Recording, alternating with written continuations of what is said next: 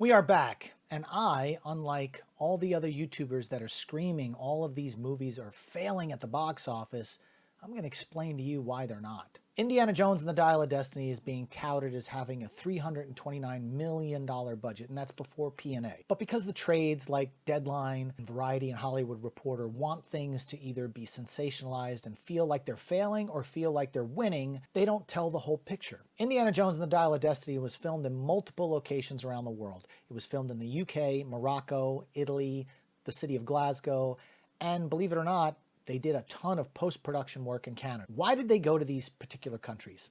Well, the UK has a film incentive program that if you shoot there, for every dollar you spend, you get 25% back. Now, it's capped at 80% of your total spend, but it includes everything like hotels, lumber to build sets, special effects, all sorts of stuff. So for every dollar that's being spent, 25% is coming back in a tax credit. It was also filmed in Morocco. Morocco gives 30% back on all the money that you spend there. Italy was also a film location. They give 40% back there. They shot in the city of Glasgow within the UK, and they gave $150,000 back in a cash rebate, just a straight check of cash. All of the visual effects for the film were done in Canada. Canada gives 40% back on every dollar you spend in Canada on visual effects and 18% back on the labor, the salaries of the visual effects artists. According to the US tax code, 100% of all marketing, P&A, is a complete write-off. This is called minimizing risk film financing. What you do is you get all these countries that are going to give you all these promissory notes saying, we're going to give you all these tax credits, and then you build your budget with that. And you're only on the hook for what you have to put in to the final number. Without having any access to the actual budget for the film, you can speculate that it wasn't $329 million. It was probably more like $185 million. I come to that number because if you add up all these possible tax credits that offset the budget, that would be the difference. But also included in that difference is COVID shutdowns. And that costs a huge amount of money when you have to stop the film. You're still paying for sound stages that have sets on them. You're still paying for location agreements. Sometimes you have to cancel location agreements and renegotiate them later. And then the people that you want to film at, let's say, a castle, they decide, you know what, we want more money this time around. So there are costs there.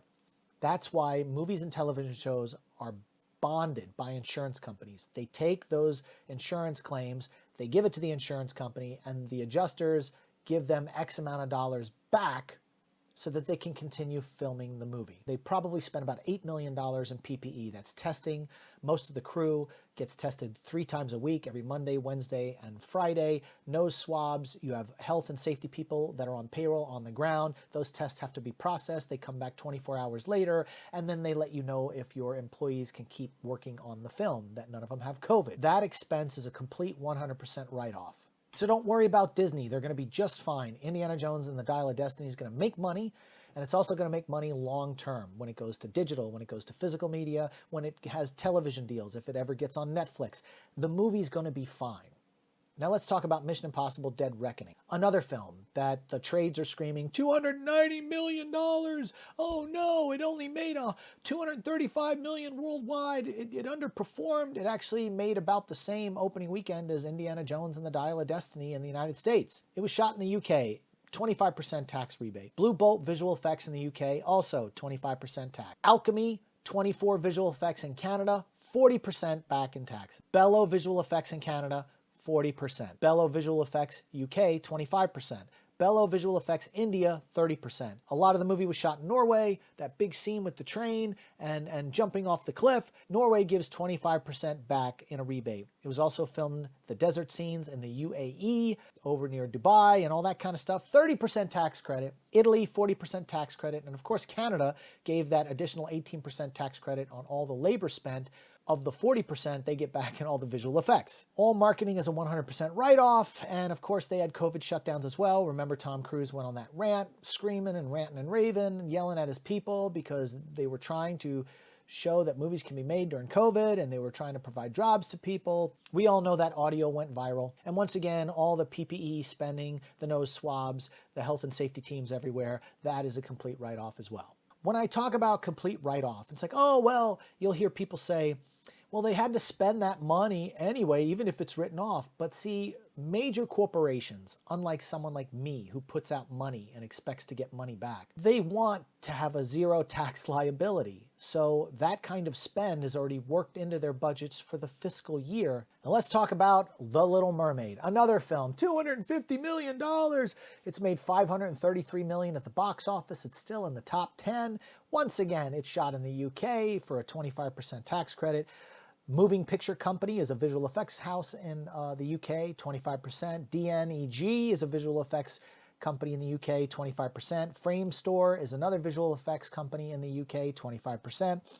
Lifecast, which does props, 25% tax credit there. They shot in Italy, 40% tax credit there. And once again, 100% write-off for P&A along with the COVID stuff. Guys, these movies are going to make money.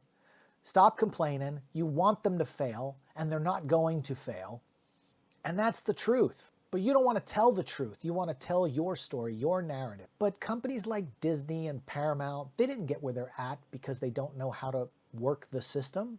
It's a system that's in place. Now let's talk about the tax credits and how they're used. Disney is given tax credits on all of the money that they spend in a percentage. Let's say the UK, 25%. That 25% is then sold to a company within the UK. Let's just say it's British Airways.